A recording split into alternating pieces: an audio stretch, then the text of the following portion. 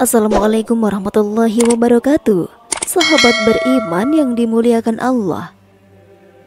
Dari Abu Hurairah radhiyallahu anhu, Rasulullah shallallahu alaihi wasallam bersabda bahwa Allah Subhanahu wa taala menciptakan Nabi Adam pada hari Jumat. Pada hari yang sama, Allah juga menempatkan Nabi Adam di surga. Namun masih pada hari Jumat Allah mengeluarkan Nabi Adam dari surga, dan di hari itu pula Allah menerima taubatnya. Jumat menjadi hari yang istimewa, di mana setiap doa yang dipanjatkan kepada Allah Subhanahu wa taala pasti dikabulkan selama tidak bertentangan dengan kehendaknya. Ketika Allah telah menciptakan Nabi Adam alaihi salam, beliau memandang ke langit dan bumi dan mendapati bahwa tidak ada makhluk lain yang sejenis dengannya. Kesendirian ini membuat hati Nabi Adam gelisah karena ia merasa tidak memiliki teman atau pendamping yang sejenis dengannya.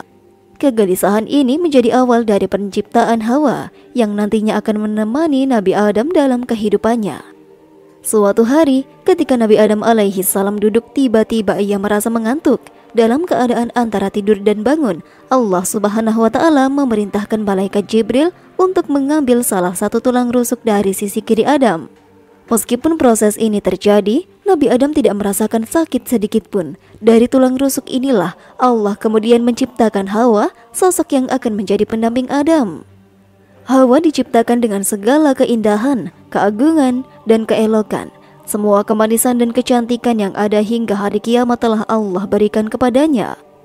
Tak hanya fisiknya yang indah, Allah juga menganugerahkan sifat-sifat mulia pada Hawa, seperti kebersihan, kesopanan, dan keanggunan.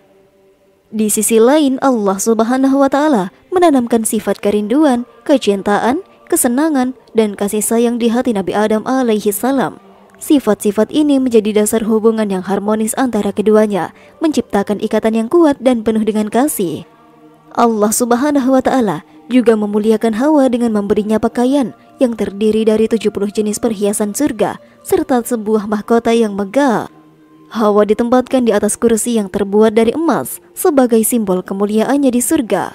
Keindahan dan kehormatan yang Allah berikan kepada Hawa menunjukkan betapa besar kasih sayang dan perhatian Allah terhadap ciptaannya, serta pentingnya peran Hawa dalam sejarah umat manusia. Ketika Nabi Adam alaihi salam terbangun dari tidurnya, Allah Subhanahu wa taala memperlihatkan sosok Hawa kepadanya. Nabi Adam alaihi salam yang belum mengenal siapa Hawa bertanya, "Siapakah engkau ini dan untuk apa engkau diciptakan?" Hawa menjawab dengan lembut, "Aku diciptakan untukmu." Mendengar jawaban tersebut, Nabi Adam berkata, "Kalau begitu, kemarilah engkau mendekat kepadaku." Namun Hawa dengan penuh kesantunan menjawab, "Engkau sajalah yang harus mendekat kepadaku." Akhirnya Nabi Adam pun berdiri dan berjalan menuju tempat di mana Hawa berada. Inilah pertemuan pertama antara Nabi Adam dan Hawa yang menjadi cikal bakal dari adat kebiasaan yang berlalu hingga saat ini, di mana seorang laki-laki yang berinisiatif mendekati wanita sebagai simbol tanggung jawab dan keberanian dalam membangun hubungan. Saat Nabi Adam alaihi salam dekat dengan Hawa dan hendak menyentuhnya, tiba-tiba ia mendengar seruan dari Allah Subhanahu wa taala, "Wahai Adam, tahanlah dulu. Sesungguhnya pergaulanmu dengan Hawa belumlah halal kecuali dengan sebuah pernikahan." Allah dengan kebijaksanaannya ingin menunjukkan pentingnya institusi pernikahan sebagai ikatan yang sah dan diberkahi untuk membangun hubungan antara pria dan wanita. Selain itu, Allah memerintahkan para malaikat untuk menghiasi surga, memperindah Hawa dengan segala keelokan, dan menyiapkan berbagai hidangan surga. Surga dihias dengan keindahan yang luar biasa, mencerminkan kebahagiaan dan keberkahan yang akan menyertai pernikahan mereka. Kemudian Allah Subhanahu wa taala memerintahkan semua malaikat yang ada di langit untuk berkumpul di bawah pohon Tuba, sebuah pohon yang indah dan penuh dengan berkah di surga. Para malaikat segera berkumpul di bawah pohon tersebut dan mereka tak henti-hentinya memuji kebesaran dan keagungan Allah Subhanahu wa taala dengan penuh ketundukan dan rasa syukur. Setelah para malaikat berkumpul dan suasana penuh dengan puji-pujian, Allah Subhanahu wa taala mengadakan pernikahan yang suci antara Hawa dan Nabi Adam alaihi salam. Dalam momen yang penuh dengan keagungan ini, Allah Subhanahu wa taala berfirman, "Segala puji hanya untuk memujiku, kebesaran adalah kainku, dan keagungan adalah selendangku. Semua makhluk adalah hambaku. Aku menyaksikan para malaikatku yang tinggal di langitku. Aku nikahkan Hawa dengan Adam dengan keindahan ciptaanku, dan mahar mereka adalah zikir berupa tasbih dan tahlil kepadaku. Dalam suasana pernikahan yang agung tersebut, para pelayan surga dan malaikat menaburkan intan permata dan yakut sebagai bukti simbol kebahagiaan dan keberkahan yang meliputi pernikahan Nabi Adam dan Hawa. Keindahan surga semakin terpancar dengan taburan hiasan-hiasan yang luar biasa indah itu. Setelah pernikahan dilangsungkan, para malaikat dengan penuh kehormatan menyerahkan Hawa kepada Nabi Adam alaihi salam. Lalu Allah Subhanahu wa taala berfirman, "Berikanlah maharnya." Dalam riwayat lain disebutkan bahwa Hawa meminta mahar kepada Nabi Adam sebelum pernikahan mereka. Nabi Adam yang belum mengetahui apa yang harus ia berikan sebagai mahar, kemudian bertanya kepada Allah Subhanahu wa taala, "Wahai Tuhanku, apa yang harus aku berikan kepada Hawa sebagai mahar? Apakah itu berupa emas, perak, atau permata?" Allah Subhanahu wa taala kemudian menjawab, "Bukan, itu bukan maharnya." Nabi Adam alaihi salam kemudian bertanya lagi, "Wahai Tuhanku, apakah aku harus berpuasa, melakukan sholat, dan membaca tasbih kepadamu sebagai mahar?" Allah Ta'ala kembali berfirman, "Bukan itu pula maharnya." Dengan penuh rasa ingin tahu, Nabi Adam bertanya lagi, "Wahai Tuhanku, lantas apakah mahar yang seharusnya aku berikan kepada Hawa?" Allah Subhanahu wa taala kemudian menjawab, "Bersolawatlah kepada kekasihku Muhammad sallallahu alaihi wasallam." Mendengar perintah itu, Nabi Adam pun bertanya, "Wahai Allah, siapakah Muhammad itu?" Allah Ta'ala menjawab, "Dia adalah keturunanmu nanti, dan dia adalah penutup para nabi. Andai kata bukan karena dia, aku tidak akan menciptakan makhluk." Ibnu Jauzi meriwayatkan dalam kitab Salawatun Ahsan bahwa ketika Nabi Adam alaihi salam ingin mendekat kepada Hawa, Hawa meminta mahar sebagai tanda keseriusan dan penghormatan dalam hubungan mereka. Nabi Adam yang belum mengetahui apa yang harus diberikan bertanya kepada Allah, "Wahai Tuhanku, mahar apa yang pantas aku berikan kepadanya?" Allah Ta'ala kemudian berfirman, "Bacalah sholawat kepada kekasihku yang terpilih, Muhammad sallallahu alaihi wasallam." Mendengar perintah tersebut, Nabi Adam dengan segera melaksanakan apa yang diperintahkan, membaca sholawat dengan penuh kekhusyuan. Lantas berapa banyak anak keturunan yang dilahirkan oleh Nabi Adam alaihi salam selama hidupnya di dunia? Ibnu Katsir menjelaskan dalam riwayat yang disebutkan oleh Imam Abu Ja'far bin Jarir dalam kitab tarikhnya bahwa Hawa melahirkan 40 anak dari 20 kali kehamilan. Setiap kehamilan melahirkan sepasang anak, yaitu seorang anak laki-laki dan seorang anak perempuan. Pendapat yang sama juga dikemukakan oleh Ibnu Ishaq. Dari kisah ini kita dapat menarik pelajaran bahwa pernikahan dan mahar sudah ada sejak zaman Nabi Adam alaihi salam dan Hawa, bahkan sebelum mereka diturunkan ke bumi. Di surga, Allah Subhanahu wa taala telah menetapkan aturan pernikahan sebagai ikatan suci antara dua insan, disertai dengan pemberian mahar sebagai tanda penghormatan dan komitmen dalam hubungan tersebut. Ini menunjukkan bahwa prinsip yang kita kenal dalam pernikahan telah ditetapkan oleh Allah sejak awal penciptaan manusia. Selain itu, perintah untuk bersholawat kepada Nabi Muhammad SAW serta berita tentang kenabian beliau juga sudah ada sejak zaman Nabi Adam alaihi salam yang berada di surga. Ini menunjukkan betapa pentingnya sosok Rasulullah dalam rencana Allah bagi umat manusia. Bahkan sebelum manusia pertama diciptakan, Allah telah menetapkan bahwa Nabi Muhammad akan menjadi penutup para nabi, membawa risalah terakhir yang menjadi rahmat bagi seluruh alam. Rasulullah SAW bersabda, "Menikah adalah bagian dari sunnahku. Siapa yang tidak mengamalkan sunnahku, maka tidak mengikuti jalanku. Menikahlah, karena sesungguhnya aku membanggakan kalian atas umat-umat yang lain. Barang siapa yang memiliki kemampuan, maka hendaklah ia menikah. Dan barang siapa yang tidak mampu, hendaklah ia berpuasa, karena sesungguhnya puasa itu merupakan tameng baginya." Hadis riwayat Ibnu Majah. Hadis ini menegaskan pentingnya pernikahan dalam Islam. Pernikahan bukan hanya ikatan antara dua insan, tetapi juga merupakan salah satu cara mengikuti sunnah Rasulullah.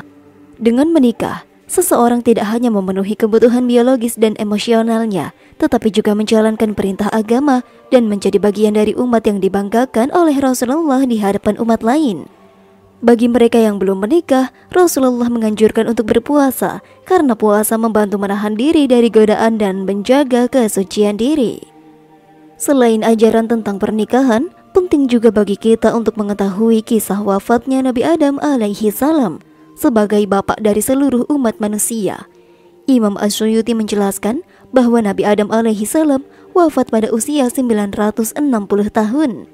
Syekh Hamid Ahmad At-Thahir Al-Bashuni dalam kitab Shahih Qasasul Quran menyebutkan kisah yang diriwayatkan oleh Ubay bin Ka'ab tentang saat-saat menjelang wafatnya Nabi Adam. Dikisahkan bahwa menjelang akhir hayatnya, Nabi Adam merasakan keinginan untuk memakan buah surga. Keinginan ini mungkin berasal dari kerinduan akan masa-masa ketika ia dan Hawa masih berada di surga. Nabi Adam lalu meminta kepada anak-anaknya, "Wahai anak-anakku, aku ingin memakan buah surga." Dengan penuh rasa hormat dan kasih sayang, anak-anaknya segera pergi untuk mencari buah yang diinginkan oleh ayah mereka.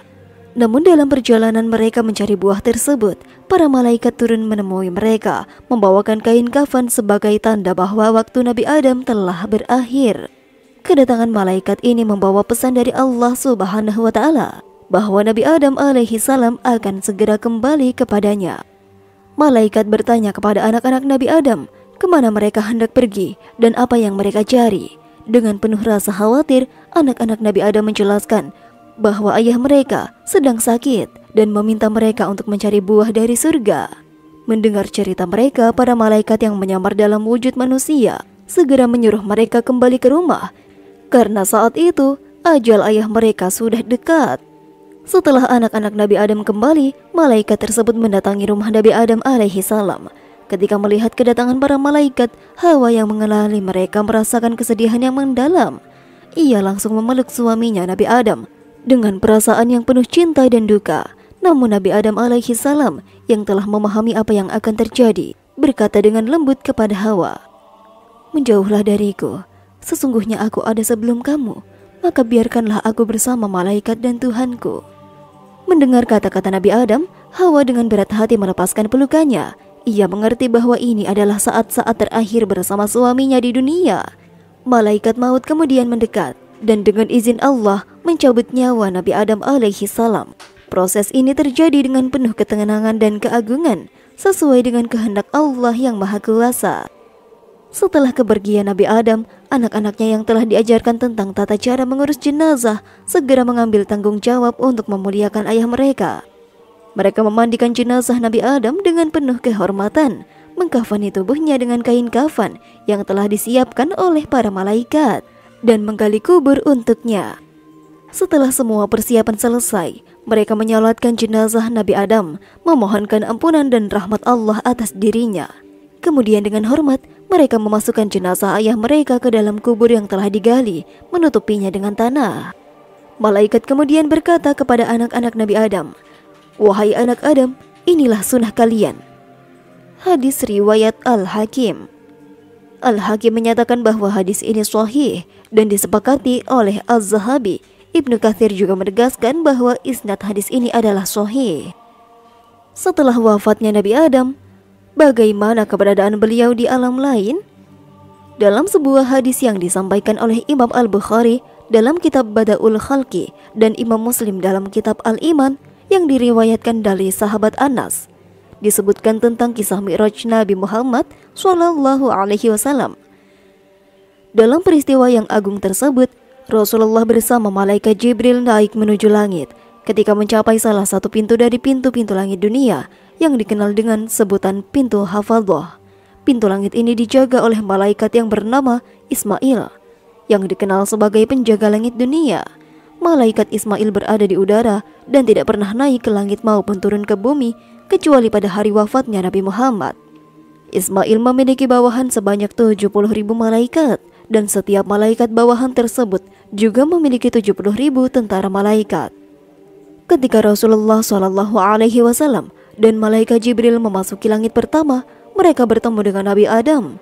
Pada saat pertemuan inilah Nabi Adam muncul dalam bentuk yang sama seperti saat dia diciptakan oleh Allah Subhanahu wa Ta'ala.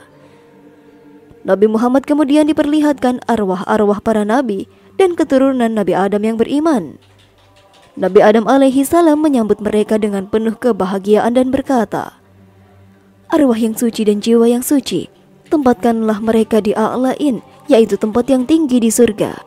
Sebaliknya, ketika arwah keturunan Nabi Adam yang tidak beriman diperlihatkan, Nabi Adam alaihi salam berkata, "Arwah yang kotor dan jiwa yang kotor, tempatkanlah mereka di sijjin, yaitu tempat paling bawah di neraka." Dalam pertemuan tersebut terdapat dua pintu yang mencerminkan keadaan arwah tersebut. Dari satu pintu keluar bau yang sangat harum dan wangi, menunjukkan keadaan arwah yang suci. Dan sebaliknya, dari pintu yang lain keluar bau yang sangat busuk, menandakan keadaan arwah yang tidak suci. Ketika Nabi Adam alaihi salam menoleh ke arah kanan dan melihat arwah-arwah yang suci, beliau tersenyum dengan penuh kebahagiaan. Namun saat beliau menoleh ke arah kiri dan melihat arwah yang tidak suci, beliau merasa sedih dan menangis. Kemudian Rasulullah SAW memberi salam kepada Nabi Adam, dan Nabi Adam menjawab salam tersebut dengan penuh hormat. Beliau menyambut Rasulullah dengan berkata, "Selamat datang, wahai anak yang soleh dan Nabi yang soleh." Rasulullah kemudian bertanya kepada malaikat Jibril, "Siapakah beliau, wahai Jibril?" Malaikat Jibril menjawab, "Dia adalah ayahmu, Nabi Adam alaihi salam. Arwah-arwah yang ada di sekelilingnya adalah keturunannya. Arwah yang berada di sebelah kanannya adalah calon penghuni surga, sementara arwah yang berada di sebelah kirinya adalah calon penghuni neraka." Ketika Nabi Adam menoleh ke arah kanannya dan melihat arwah yang suci, beliau tersenyum dengan penuh kebahagiaan. Namun saat beliau menoleh ke arah kirinya dan melihat arwah yang tidak suci, beliau merasa sedih. Pintu yang berada di samping kanannya adalah pintu surga, dan ketika beliau melihat keturunannya memasuki pintu tersebut, beliau tertawa gembira. Sebaliknya, pintu di samping kirinya adalah pintu neraka, dan ketika beliau melihat keturunannya memasuki pintu tersebut, beliau merasa sedih dan menangis. Dan demikianlah sahabat, pesan terakhir Nabi Adam alaihi salam. Semoga bermanfaat. Wallahu a'lam bishawab. Wassalamualaikum warahmatullahi wabarakatuh.